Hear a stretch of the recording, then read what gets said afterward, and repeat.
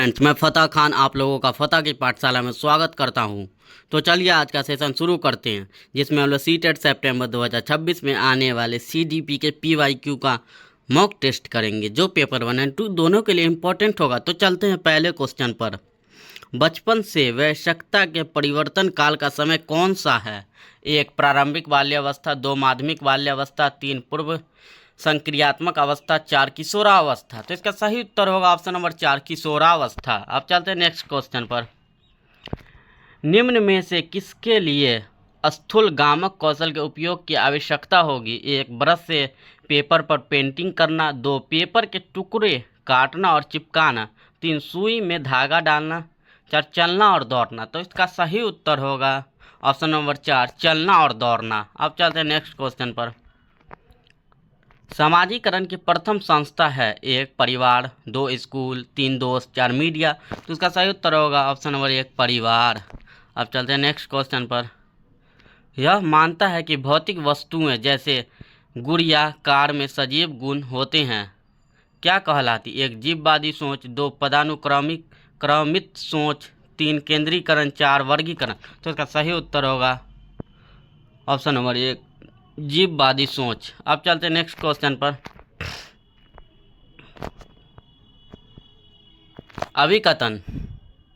4 वर्षीय रिया लंबे और चौड़े 2 बर्तन में एक ही समय में समान मात्रा में पानी डालते समय बर्तनों की ऊंचाई और चौड़ाई को एक ही समय में ध्यान में नहीं रख पाती है। कारण। जीन पियाजे के अनुसार रिया संज्ञानात्मक विकास के पूर्व संक्रियात्मक चरण में 1 ए और आर दोनों सही और आर ए की सही व्याख्या करता है। 2 ए और आर दोनों सही है लेकिन आर ए की सही व्याख्या नहीं है। 3 ए सही है लेकिन आर गलत है। 4 ए और आर दोनों गलत है। तो इसका सही उत्तर होगा ऑप्शन नंबर 1 ए और आर दोनों सही और आर ए की सही व्याख्या करता है। अब चलते हैं नेक्स्ट क्वेश्चन पर। संकेत व अन्य तरीकों द्वारा बच्चों को जरूरत पड़ने पर मदद करना किसका उदाहरण? 1 पार, 2 पुनर्बलन, 3 अनुबंधन, 4 संज्ञानात्मक द्वंद्व। तो इसका सही उत्तर होगा ऑप्शन नंबर 1 पार। अब चलते हैं नेक्स्ट क्वेश्चन पर।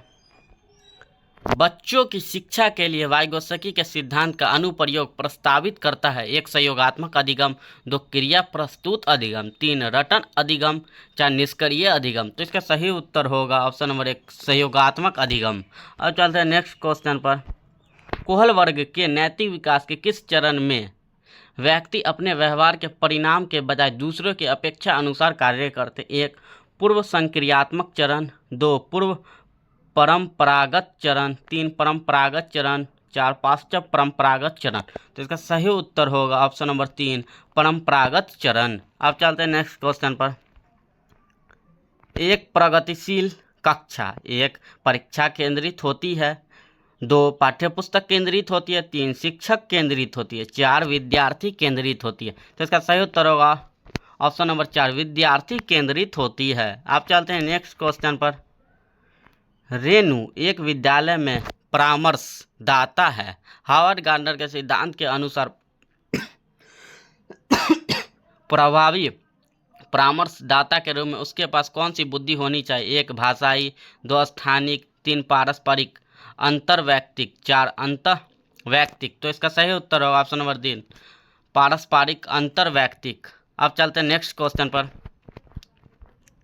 राष्ट्रीय शिक्षा नीति 2020 के अनुसार एक शिक्षक को शिक्षण अधिगम प्रक्रिया के दौरान प्राइमरी स्कूल के बच्चों से संप्रेषण के लिए किस भाषा का प्रयोग करना चाहिए? 1 केवल क्षेत्रीय भाषा का, 2 केवल हिंदी भाषा का, 3 केवल अंग्रेजी भाषा का, 4 बच्चों की मातृभाषा का।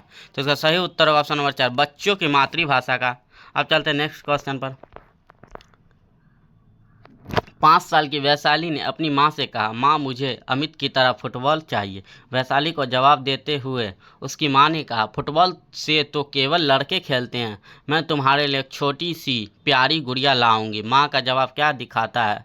1 जेंडर भूमिका में लचीलापन, 2 लिंग समता, 3 लिंग रूढ़िवादिता, 4 लिंग प्रासंगिकता।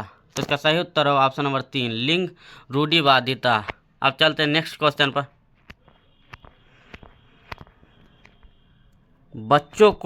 बच्चों का नामीकरण व उन्हें वर्गों में बांटना एक अर्थपूर्ण सीखने को बढ़ावा देगा व सुसाधित करेगा। 2 बच्चों के समूह में हीनता और सीखने की लाचारी को जन्म देगा। 3 सभी बच्चों के अधिगम की जरूरतों को पूरा करने के लिए एक सकारात्मक रणनीति है। 4 बच्चों के आत्मसम्मान और प्रदर्शन पर कोई प्रभाव नहीं डालेगा। तो इसका सही उत्तर होगा ऑप्शन नंबर 2, बच्चों के समूह में हीनता और सीखने की लाचारी को जन्म देगा।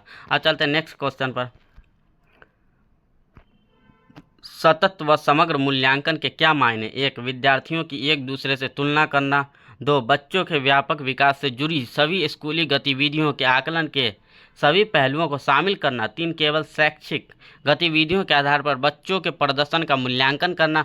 4 साल के अंत में बच्चों का मूल्यांकन करना, उनकी अगली कक्षा में पदोन्नति का निर्णय लेने के लिए मूल्यांकन। तो इसका सही उत्तर होगा ऑप्शन नंबर 2, बच्चों के व्यापक विकास से जुड़ी सभी स्कूली गतिविधियों के आकलन के सभी पहलुओं को शामिल करना। अब चलते हैं नेक्स्ट क्वेश्चन पर। प्रभावी शिक्षक कक्षा में शिक्षण अधिगम की प्रक्रिया में अक्सर जांच करने वाले प्रश्नों का प्रयोग करते हैं। इससे शिक्षक को किस प्रकार का मूल्यांकन करने में मदद मिलेगी? 1 योगात्मक मूल्यांकन, 2 रचनात्मक मूल्यांकन, 3 मानकीकृत मूल्यांकन, 4 मानक संदर्भित मूल्यांकन। तो इसका सही उत्तर ऑप्शन नंबर 2 रचनात्मक मूल्यांकन। अब चलते हैं नेक्स्ट क्वेश्चन पर। एक समावेशी कक्षा में शिक्षिका की क्या भूमिका है? 1 बच्चों की विविध ज़रूरतों का पता लगाना व उनका ख्याल रखना। 2 केवल कुछ खास विद्यार्थियों पर ध्यान देना। 3 बच्चों को उनकी अकादमिक क्षमता के आधार पर पहचानना व उनका पृथक्करण करना। 4 खास ज़रूरत वाले बच्चों को विशेषज्ञ के पास भेजना व सुनिश्चित करना कि उन्हें अलग संकाय में पढ़ाया जाए। तो इसका सही उत्तर होगा ऑप्शन नंबर 1 बच्चों की विविध ज़रूरतों का पता लगाना व उनका ख्याल रखना। अब चलते हैं नेक्स्ट क्वेश्चन पर। विविध समूह के विद्यार्थियों के शिक्षण के दौरान एक शिक्षिका को क्या ध्यान में रखना चाहिए? 1 हर विद्यार्थियों को स्वीकारना व सम्मान देना। 2 सांस्कृतिक विभिन्नताओं को अनदेखा करना। 3 सुसंगत संप्रेषण बनाए रखना। 4 अप्रत्यक्ष निर्देश देना। 5 विद्यार्थियों को श्रव्यता व लचीलापन देना। 1 1 2 3 2 3 4 2 3 4 3 1 3 5 4 3 4 5। तो इसका सही उत्तर होगा ऑप्शन नंबर 3 1 3 और 5। अब चलते हैं नेक्स्ट क्वेश्चन पर। एक विद्यार्थी जिसे दृष्टिबाधिता है की विशिष्ट जरूरतों के लिए एक शिक्षक को एक विविध तरह के दृश्य प्रस्तुतिकरण पर ध्यान देना चाहिए। 2 कई प्रकार के स्पर्शनीय और हस्तकौशल सामग्री का उपयोग करना चाहिए। 3 बहुत सी मूक फिल्में दिखानी चाहिए। 4 बहुत सी संरचित वर्कशीट जिसमें चित्र हो देनी चाहिए। तो इसका सही उत्तर होगा ऑप्शन नंबर 2 कई प्रकार के स्पर्शनीय और हस्तकौशल सामग्री का उपयोग करना चाहिए। अब चलते हैं नेक्स्ट क्वेश्चन पर।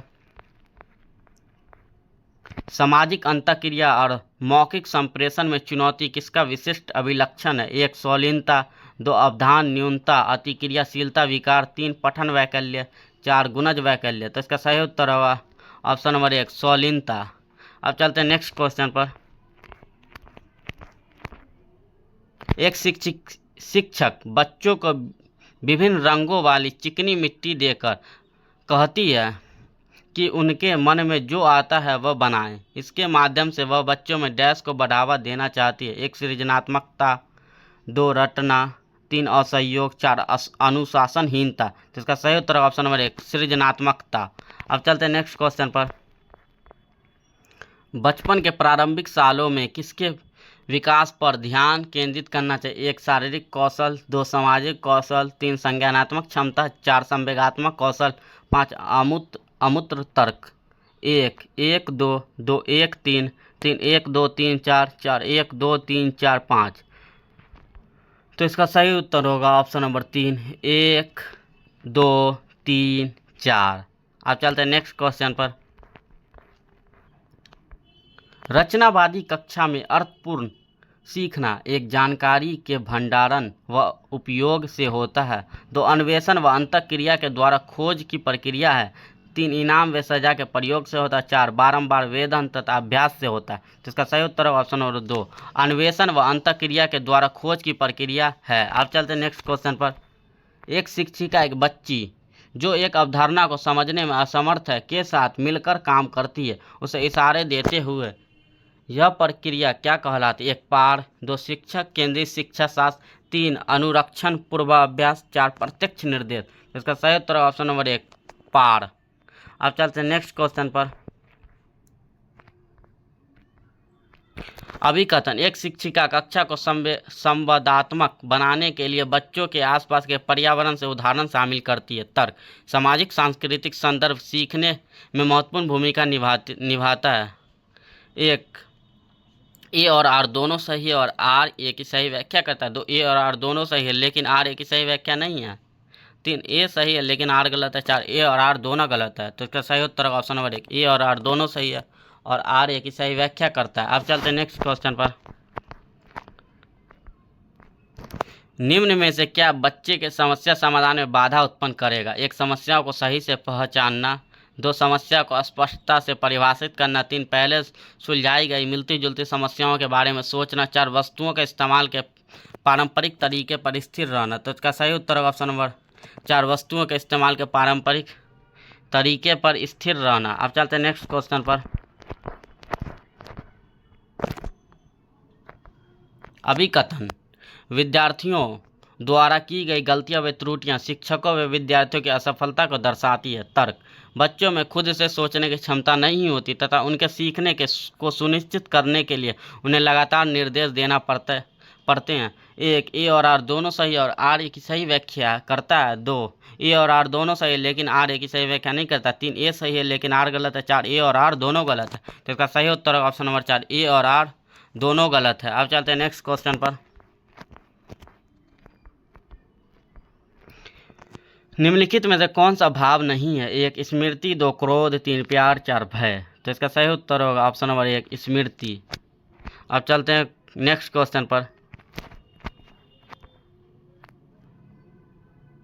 प्राथमिक शिक्षिका अपने विद्यार्थियों में आंतरिक अभिप्रेरणा को बढ़ावा देने के लिए क्या कर सकती है? 1 हर विद्यार्थी के हर प्रयास की प्रशंसा करके, 2 अवांछनीय व्यवहार को दंडित करके, 3 विद्यार्थियों में प्रतिस्पर्धा को बढ़ावा देकर, 4 बच्चों को सीखने में आनंद की अनुभूति को प्रोत्साहित करके। तो इसका सही उत्तर ऑप्शन नंबर 4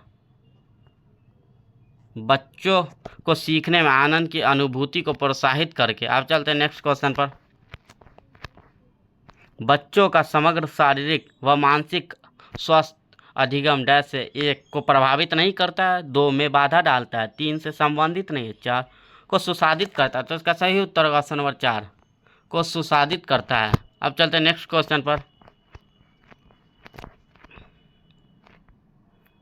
रूही का मानना है कि उसने ठीक से पढ़ाई नहीं की थी जिसके कारण उसके विज्ञान के परीक्षा में अच्छे नंबर नहीं आए, जबकि वह विज्ञान में बहुत अच्छा प्रदर्शन कर सकती है। रूही अपने प्रदर्शन का आरोपण किस कारक को कर रही? 1 पर्यावरणीय कारक, 2 योग्यता की कमी, 3 कोशिश की कमी, 4 कठिन भाग्य। तो इसका सही उत्तर होगा ऑप्शन नंबर 3 कोशिश की कमी।